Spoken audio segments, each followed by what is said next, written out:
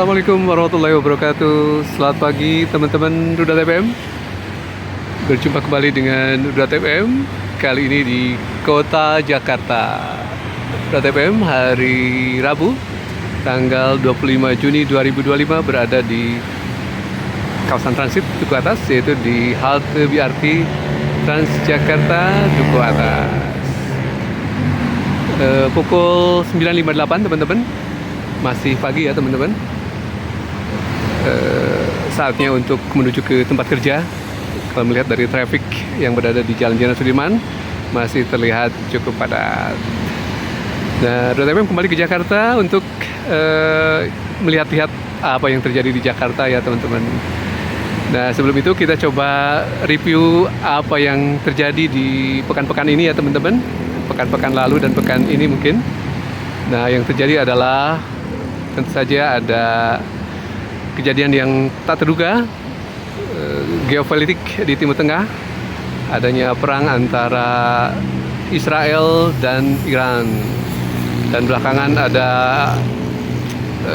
peserta lainnya yang ikut campur dalam perang tersebut, yaitu Amerika Serikat dengan beberapa pesawat B-52 yang mengebom instalasi nuklir beberapa tempat di Iran ya teman-teman. Ada Fordo, ada Natan, ada Isfahan ya teman-teman.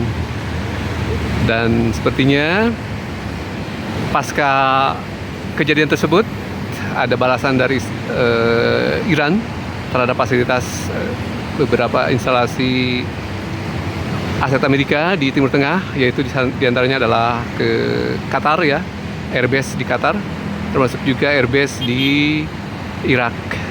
Dan sejauh ini sudah 12 hari berlangsung ya pertempuran saling membalas antara Iran dan Israel, yang sebelumnya memang dimulai dengan serangan Israel ke Iran ya, dan Iran berusaha membalas dengan berbagai gelombang pengiriman rudal, bahkan mungkin sekitar 20 lebih ya teman-teman, dalam 12 hari pertempuran melawan Israel. Dan sepertinya Israel cukup kedodoran ya melawan Iran.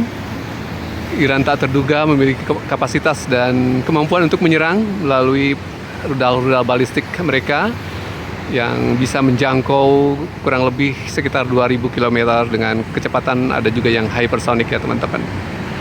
Nah, sayangnya di dalam negeri kita juga mendapatkan informasi yang tidak baik-baik saja ya, ekonomi kita.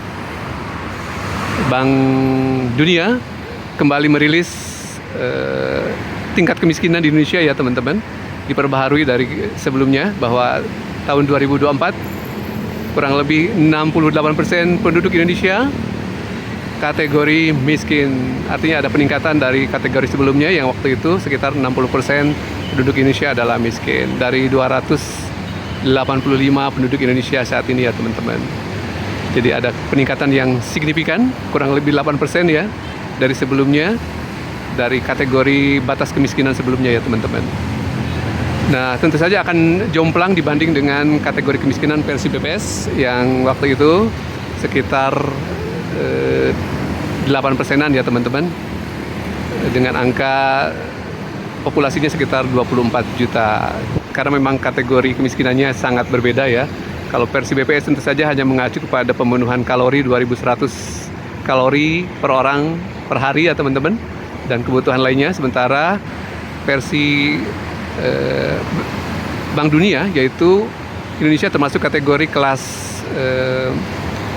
UMIC ya teman-teman, upper middle income country, atau negara dengan pendapatan menengah ke atas yang sudah mencapai sekitar $4.800 per tahun per kapita ya teman-teman, sehingga kategori kemiskinannya memiliki garis kemiskinan tersendiri yang lebih tinggi, dan angkanya kurang lebih sekitar 1.500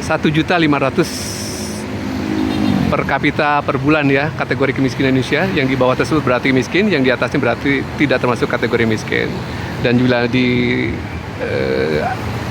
persentase ya tadi ya, 68 penduduk Indonesia miskin, atau sekitar 194 juta penduduk Indonesia termasuk kategori yang miskin.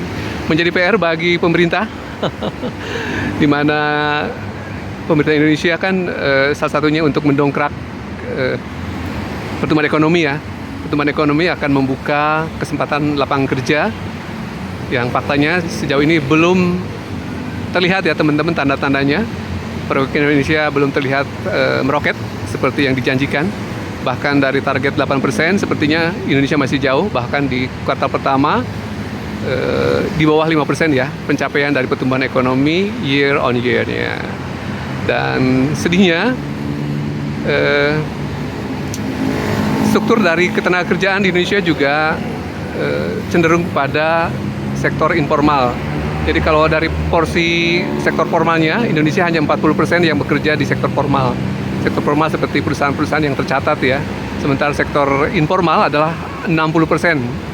Artinya memang banyak sekali kita bekerja di sektor UMKM yang tidak memiliki badan hukum ya. Misalkan banyak hal ya, kategori termasuk juga pekerja paruh waktu ataupun pekerja non kontrak seperti ojol termasuk merupakan bagian dari pekerja informal. Nah, ini kita tuntut pemerintah atas janji-janjinya untuk membuka lapangan kerja ya teman-teman. 19 juta lapangan kerja dalam 5 tahun. Dan ini kita sudah memasuki ke hampir 9 bulan. Namun tanda-tanda ekonomi Indonesia membaik masih belum terlihat ya teman-teman. Kita akan push lebih dalam lagi. Di sela-sela tentu saja kondisi geopolitik Indonesia yang terpengaruh dengan perang dagang yang kemarin diserukan oleh Trump terhadap China dan terhadap negara-negara yang surplus perdagangannya terhadap Amerika dikenakan barrier tarif yang cukup tinggi ya teman-teman. Plus saat ini juga Amerika menggagas tanda petik ya perang di Timur Tengah yang berdampak kepada tentu saja gangguan ekonomi, termasuk juga ekspor dari minyak mentah yang dari sekitar Teluk Persia di mana ada Selat Hormuz yang kemungkinan bisa saja ditutup sewaktu-waktu oleh Iran bila mana gejolak politik atau keamanan di sana masih berlangsung. Tentu saja kita harus banyak bersabar ya, berdoa semoga hal ini bisa selesai atau terutama tidak mengganggu perekonomian Indonesia di mana di sela-sela daya beli Indonesia yang tidak baik-baik saja. Kelas menengah turun kasta, sementara PHK masih banyak terjadi di Indonesia sehingga menggerus upaya untuk meningkatkan kualitas SDM kita ya teman-teman, terutama di kelas menengah yang sudah diketahui banyak sejumlah sekitar 10 juta sudah terdampak dari tadinya kelas menengah menjadi kelas menengah yang rentan ataupun menjadi kembali miskin ya teman-teman.